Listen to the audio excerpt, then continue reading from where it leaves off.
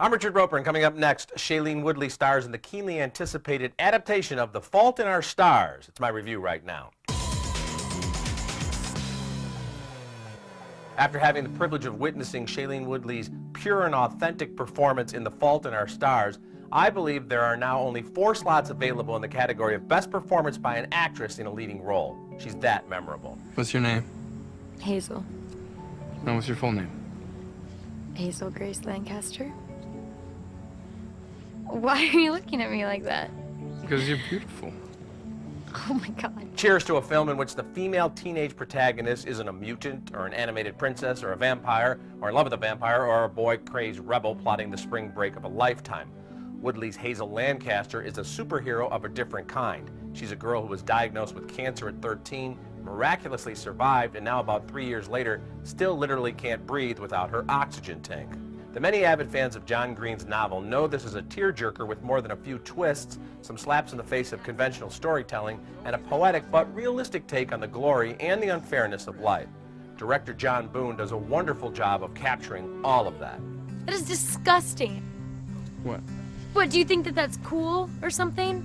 You just ruined this whole thing. The whole thing? Yes, this whole thing. Oh, man. Even though you had freaking cancer, you're willing to give money to a corporation for the chance to acquire even more cancer? Let me just tell you that not being able to breathe sucks. Hazel Grace, they don't actually hurt you unless you light them. I never lit one. It's a metaphor, see? You put the thing that does the killing right between your teeth. But you never give it the power to kill you.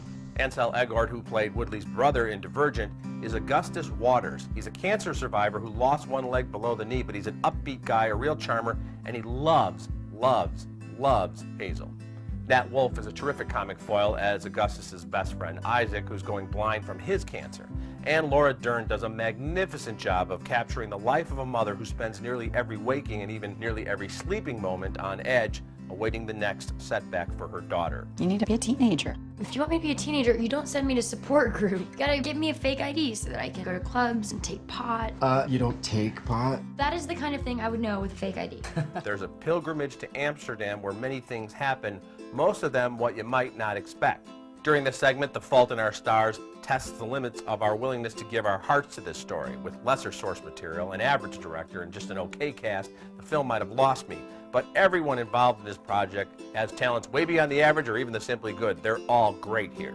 In films such as The Descendants and The Spectacular Now, it was immediately apparent Shailene Woodley had the kind of natural talent that's rare for an actress of any age. Sure, she's a beautiful girl, but it's in a natural way where you can see her playing the girl who gets the guy or the wisecracking best friend. Every line of dialogue she says in this film sounds as if we're eavesdropping on her real life. Even when we're just watching her face as she's texting with Augustus, there's no evidence of capital letters acting. And that's certainly true when she's going through some unbearable pain, physical and of the heart. We believe every inch of this performance. With a running time of just over 2 hours, The Fault in Our Stars might have been even more effective with just a little judicious trimming, especially in the final act. But by that point, I was more than willing to indulge these characters and spend just a little more time with them. Led by the unforgettable work from a young actress who's among the best of her generation, The Fault in Our Stars is one of the best movies of the year. I give it an A. I'm Richard Roeper. You can get all my reviews at richardroeper.com and at reels.com.